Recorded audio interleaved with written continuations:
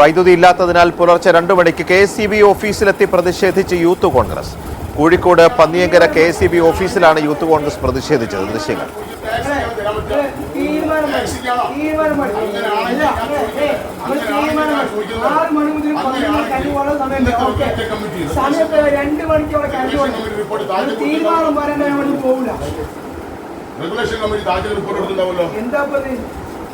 ആ താജുകളുടെ റിപ്പോർട്ടുകൾ മാത്രം പറഞ്ഞാൽ മതി, വേറെ ഒന്നും പറയണ്ട. റെഗുലേഷൻ കമ്മിറ്റി തീരുമാനിച്ച തീരുമാനം എന്താണോ? താഴത്തെ കൊടുക്കാൻ റിപ്പോർട്ടുണ്ടോ? അത് എക്സിന്റെ കയ്യിൽ ഉണ്ടാവല്ലോ. അത് മാത്രമേ പറഞ്ഞോ? നമ്മൾ ചോദിക്കട്ടെ. രാവിലെ വീട്ടിൽ നിന്ന് പുറത്തേക്ക് ഇറങ്ങിയ വെയിലുള്ളണോ? വീട്ടിൽ കയറിയ പാമ്പിന് ശല്യോ, വീട്ടിൽ കയറിയ പാമ്പിന് ശല്യോ. രാത്രി കിടക്കാതെ 2 മണിക്ക് കറണ്ട് പോവാ. ഇതെന്ത് തോന്നിയാസം കാണിക്കുന്നത്?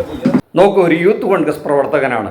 നമ്മുടെ നാട്ടിലെ കറണ്ട് പ്രോബ്ലത്തിന് വേണ്ടിയിട്ട് രാത്രി 2:15 KSEBയിൽ പോയിട്ട് പോരാടുന്ന ഒരു ചിത്രമാണ് നമ്മൾ കണ്ടത്. ഒരു വീഡിയോ ആണ് ഇപ്പോൾ നമ്മൾ കണ്ടത്. ചെറുപ്പക്കാരൻ്റെ വീട്ടിൽ 2 മണിക്ക് കറണ്ട് പോയതാണ്. 2:15 ആയപ്പോഴേക്കും KSEB ഓഫീസിലെത്തി സമരം ഇരുന്ന് കളഞ്ഞു.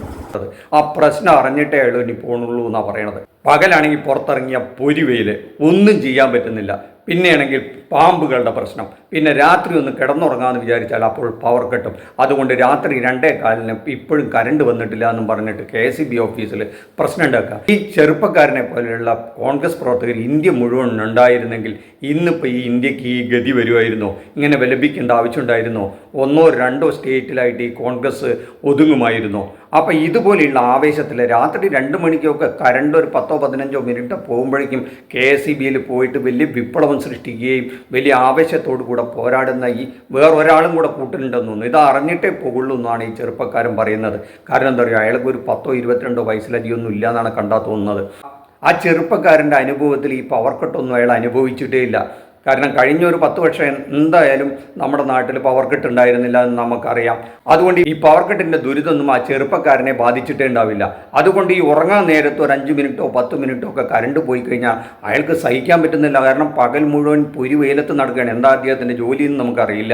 എന്തായാലും പൊരിവെയിലത്ത് നടക്കുന്നതിനെ പറ്റിയാണ് പറയുന്നത്. പിന്നെ പാമ്പുകൾ ധാരാളമുണ്ട്. ഈ വെയിലൊക്കെ ആയിട്ട് ഇപ്പോൾ നമുക്ക് പാമ്പ് കടിയാണല്ലോ വിഷയം. ഒരു കാലത്ത് പട്ടികടിയാണ് നമ്മുടെ നാട്ടിലുണ്ടായിരുന്നെങ്കിൽ ഇപ്പോൾ പട്ടികടിയെ പറ്റിയിട്ട് മാധ്യമങ്ങളധികം പറയുന്നില്ല.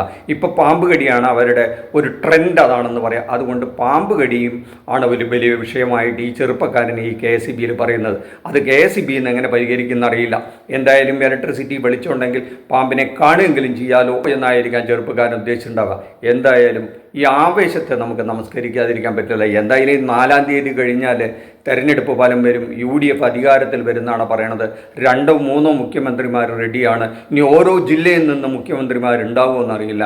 അങ്ങനെ വന്നാൽ നമുക്ക് ഈ കറണ്ട് കട്ടിൻ്റെ പ്രശ്നമൊന്നും പിന്നെ ഉണ്ടാവില്ല. ഇനി പഴയൊരു കാലത്തിൻ്റെ അനുഭവം വെച്ചിട്ടാണ് പറയണമെങ്കിൽ എന്നൊക്കെ UDF വന്നിട്ടുണ്ടോ അന്നൊക്കെ ഈ പവർ കട്ട് ഉണ്ടായിട്ടുണ്ട് എന്നുള്ള കാര്യത്തിൽ തർക്കമില്ല. പക്ഷേ ഇനി വരാൻ പോകുന്ന UDF സർക്കാരിൻ്റെ കാലത്ത് പവർ കട്ട് ഉണ്ടെങ്കിൽ ഇതേ പയ്യൻ തന്നെ ഈ KSEBയിൽ വരുമോ എന്ന് നമുക്ക് കാത്തിരുന്ന് കാണാവുന്നതേ ഉള്ളൂ. നന്ദി, നമസ്കാരം. മറ്റൊരു വിഷയവുമായി മറ്റൊരു എപ്പിസോഡ് കാണുന്നവരെ താങ്ക് യു.